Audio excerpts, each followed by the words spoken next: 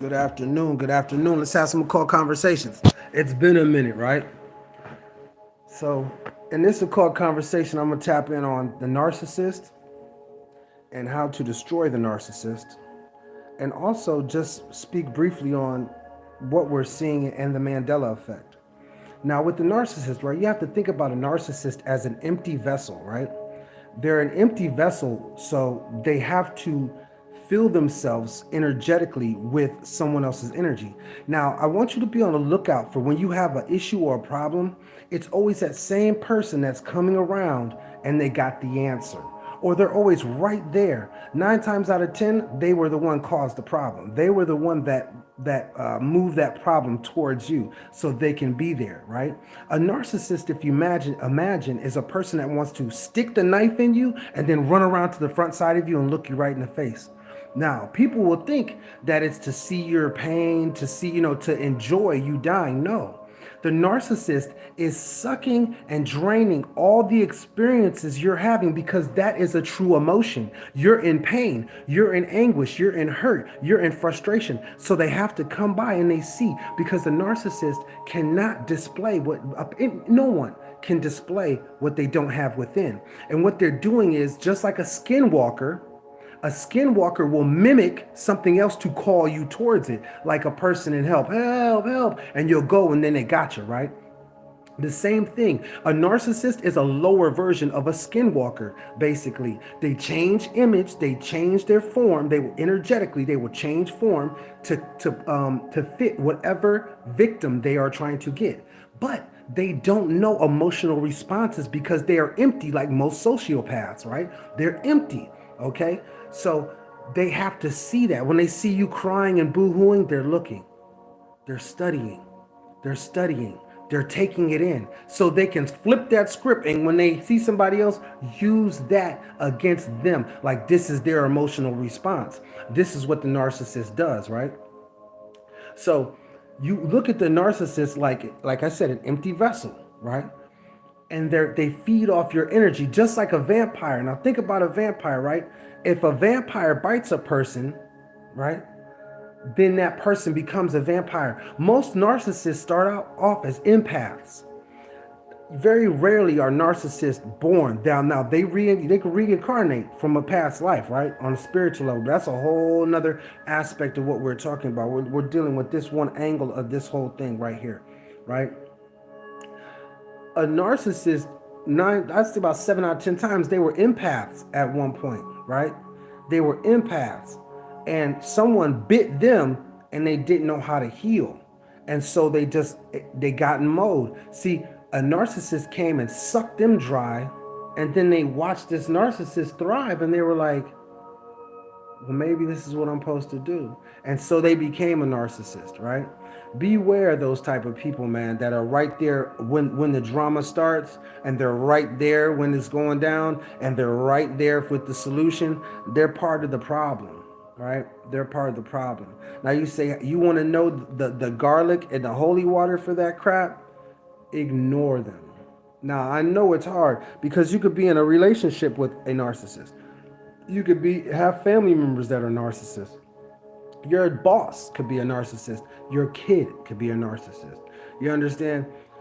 Ignore it. Ignore it. Realize they're coming for your energy.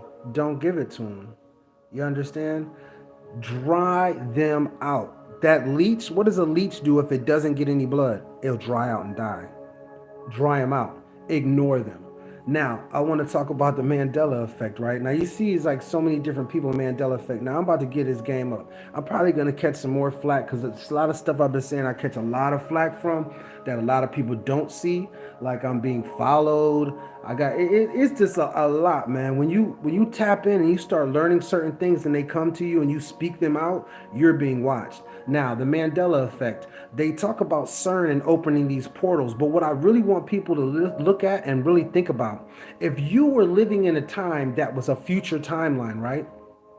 And everybody's got the same type of technology. Somebody's got a little bit better, but we're all technologically advanced. If you wanted to have the advantage, you would go back to when we didn't have the technological advancements, right? We're dealing with people leapfrogging from future timelines back to our timeline, shifting and changing things so it can change the future timeline that they are originally in. And people will say, well, how can they do that? Now, I'm about to drop some shit on you. Now, somehow, some way, they are astral projecting, but they're using computers to shift the consciousness in that future timeline. They're using computers and technologies to shift the consciousness, because you don't have to just be born with spiritual gifts. You can learn these things. And there are schools and there are little pockets and covens and good covens, bad covens.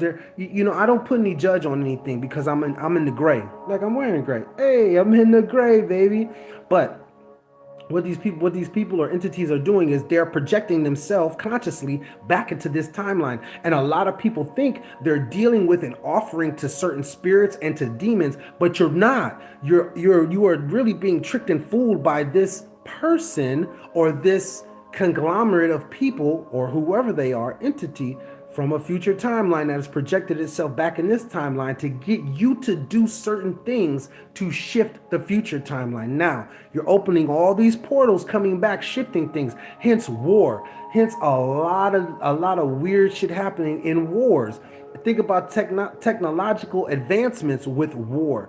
Think about technological advancements over the times. If you do history, look in history, there's no way in hell we could have advanced from throwing a rock to shooting a laser this fast. I don't care what anyone says, right? So look, that's where the Mandela effect comes. Anytime Mandela effect happens, anytime you open a portal and you go forward or backward in time, you are changing something, And I really want to elaborate on that. There is no forward or backward in time. We're all sitting in one position, right? You just think, every time you think a thought, you're adding on to the space in front of you, basically. So you are creating your own destiny. You understand what I'm saying? You're creating your own destiny. And you will say, well, how is that? Okay, well, when you wake up tomorrow, decide that you're just going to stay in bed all day. What will get done?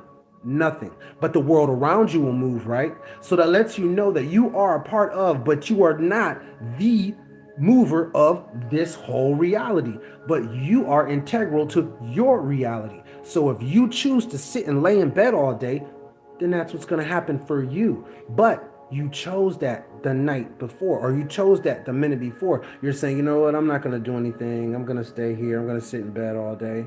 Now, is anything going to get done? No, it's not. But the manifestation of the thought that you are not going to do anything, it just made it not happen. What about if you say to yourself, what about if you say to yourself, tomorrow I'm going to get up, I'm going to work out, I'm going to do this, I'm going to do this and do that. It's already done, because you've already thought it. It's already done. Once you step into that mode of, when I think it is done, it's done. So there's more power in thought, and there's more power in what you believe, your core values. What do you hold on to? Do you believe you're a freaking X-Man? Do you believe you're the greatest woman alive? Do you believe that you can cause change to this outer world by causing change to yourself? Do you believe that you're that powerful, right? So in closing, that's kind of like that Mandela effect, in my opinion, came from. People leapfrogging back and forth, because I know it's possible to jump to future timelines. Look at, and I'll use myself as an example. Do you know that you can meditate, transcendental meditation? You can go and glean knowledge from your future self. And people will be like, well, how in the hell did he get so smart that quick? How in the hell did he get this that quick? Because I jumped the timeline, learned some shit, and came on back. You understand? There's more in... I don't want to say that. I'm not going to say that. I will just say this. Transformers, baby, it's more than meets the eye. Just like the commercial said, Transformers, more than meets the eye. It's more than meets the eye to you, man. There's more than meets the eye to you. Something else I wanted to speak on. I get going, man. I be loving when it's 0 people and it's 0 likes. I be loving that, because I go harder. You feel me? I go harder. You know why? Because I'm going to go hard for 2 eyes, 4 eyes, 6 eyes. Like it's 100 hands in the air or it's one. Because I do it for me. I do it for me. See, what I'm doing is I'm laying a chain of narration because legend has it, I am legend. Hey, y'all have a good one. And remember, ignore the narcissist. If you really want to knock their socks off, if you really want to lay them niggas down and knock their socks off, ignore them. And I know it's hard. And I know it's hard, especially because they throw rocks and hide their hands and they're too scared to come and see you in person. Oh, and another thing. If you believe it, if you feel it, you don't have to have concrete evidence and proof. If somebody has done you wrong and you know they've done you wrong, and then they come back around, oh, I mean, what are you talking about? I mean, what are you talking about? What's the whole point of even having a conversation with them? You know how you play that? When they come back around, what's up? What's up? Nothing. Hey, man, I wanted to. That's not going to happen. Why? I don't like you. This is how I deal with it. I don't like you. Why don't I like you? Because I'm an adult, and I reserve the right to know. I reserve the right to pick and choose who the fuck I want around me. And guess what? You're not it. I don't like you. Bye. Don't play with them. Don't sit up there and argue with them, because trust me, you're dealing with an entity or a person or some type of little bitty weirdo that in their mind, they will not stop. And let me tell you something. If a person believes their own lies in their mind, you can't change it. You can't change that. If a person believes that they are right and they're telling the truth, you can't change that. So what's the point of trying to change somebody's mind if they don't want to change it? What's the point of being in a conversation with somebody and they don't care what you're saying? They just want to get next to you again so they can bite you. Send them on their way. And you know what? Look them in their face. Tell them how to go, how to get there, and how fucking fast. You feel me? And then when they say, oh, Chris tripping. Cool. Great. Because 9 times out of 10, if I'm in this situation right now, 9 out of 10 of you motherfuckers that's around me wasn't for me being my excellence to begin with. Because if you were for my excellence, we would be sitting in the same position right now. We will be sitting around discussing ideas, but y'all want to discuss people. Stay out of those type of circles, man. If you're the smartest person in the room, you need to be in a different fucking room. And I'm just telling you real shit, okay? Ain't nothing wrong with walking amongst the motherfucking, walking amongst the lesser thinkers for a hot second. And I don't care if anybody says anything about that. The lesser, yeah, I said it, lesser thinkers. There's categories and it's lanes. Let's get in them. You feel me? It's okay. But to remain there, that's not going to work. If you have a high mind and you're a high thinker, you better get around some bigger high minds and thinkers. Or believe me, the lower minds are going to try and bite your ankles and pull you down. That's just the truth, man. Everything isn't made for everybody, man. If you're the smartest person in the room, get your ass in a different room. Okay? And listen, because you know what's going to happen? You're the smartest person in the room. You're going to be the glutton for punishment and the one that they blame, because the lower minds are going to come to you and ask you for your opinion. Ask you, what should I do? How should I do this? Should I do it like that? Do you think so? And then don't listen to shit you say and go do it their own way. And guess what? They're going to come back and you're going to be the blame. Why did you stop me? You saw me do it. Well, I told you. You know I don't listen. Man, get the fuck on. Go and get up out of here, man. We don't play like that. Stop playing with yourself. Because you're playing with yourself if you think you're going to change the mind of a person who's got a head like a fucking rock. Okay? You're planting seeds in concrete.